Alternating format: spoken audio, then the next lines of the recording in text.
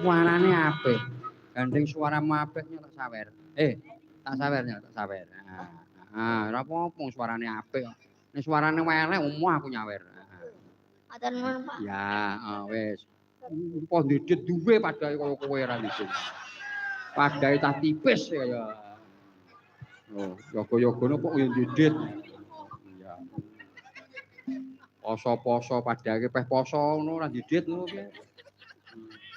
Wadahe cah tipis sing nyek karo dalang mesan.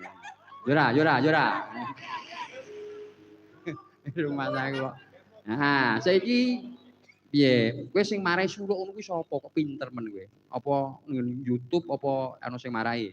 Sing marai sapa gurune sampean? Bapak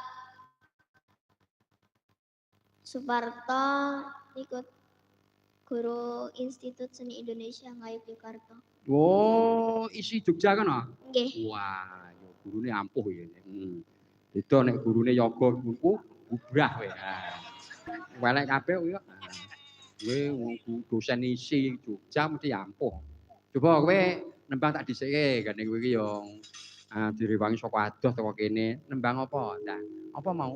Kadung Tresno. Kadung Tresno. Nganggo bawa apa ora? Ya, nganggo bawa Mas, kaya ngapa? Nek musim gerang-gerang kene sing cilik tak dhisike sik. Ngene sing gerang-gerang kae, kuwi sing cilik dhewe. Nah, ngatek ora apa-apa nduk, ngatek nduk. Ngatek ora apa-apa.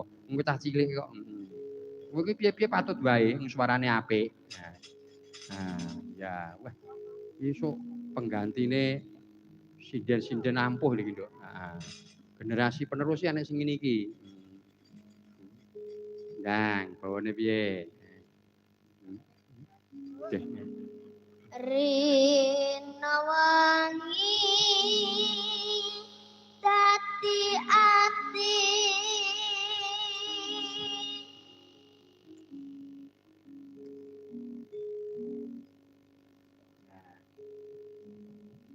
tanpa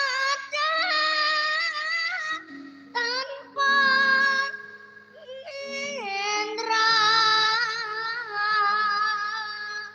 Neno enano. Nyuwun ngapunten nggih niki gerok. Ora apa-apa. Wong gerok ora apa-apa, Nduk.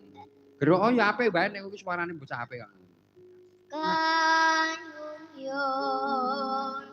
marang slirane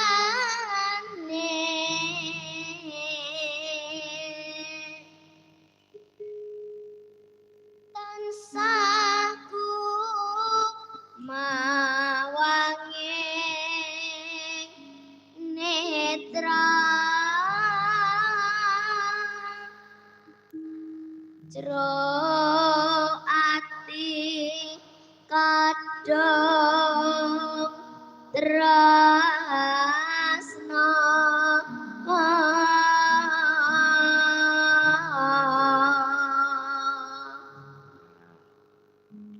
dan liya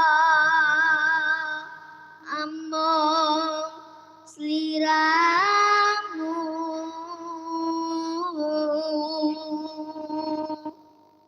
satemah loro asmara